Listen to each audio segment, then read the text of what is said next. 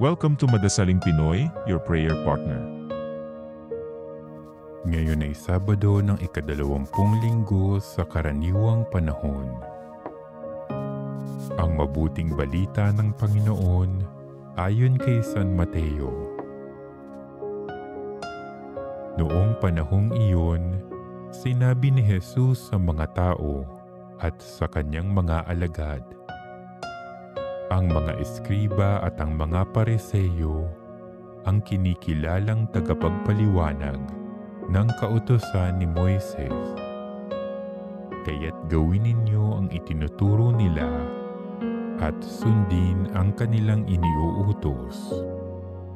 Ngunit huwag ninyong tularan ang kanilang gawa, sapagkat hindi nila isinasagawa ang kanilang ipinangangaral.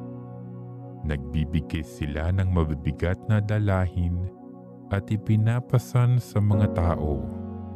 Ngunit ni daliri ay ayaw nilang igalaw upang tumulong sa pagdadala ng mga iyon.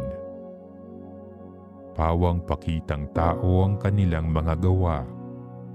Nilalaparan nila ang kanilang mga pilakterya at hinahabaan ang palawit sa laylayan ng kanilang mga damit. Ang ibig nila'y ang mga upuang pandangal sa mga piging at ang mga tanging luklukan sa mga sinagoga. Ang ibig nila'y pagpugayan sila sa mga liwasang bayan at tawaging guro. Ngunit kayo, huwag kayong patawag na guro, sapagkat iisa ang inyong guro at kayong lahat ay magkakapatid. At huwag ninyo tawaging ama ang sinumang tao sa lupa, sapagkat iisa ang inyong ama, ang amang nasa langit. Huwag kayong patawag na tagapagturo, sapagkat iisa ang inyong tagapagturo, ang Mesiyas.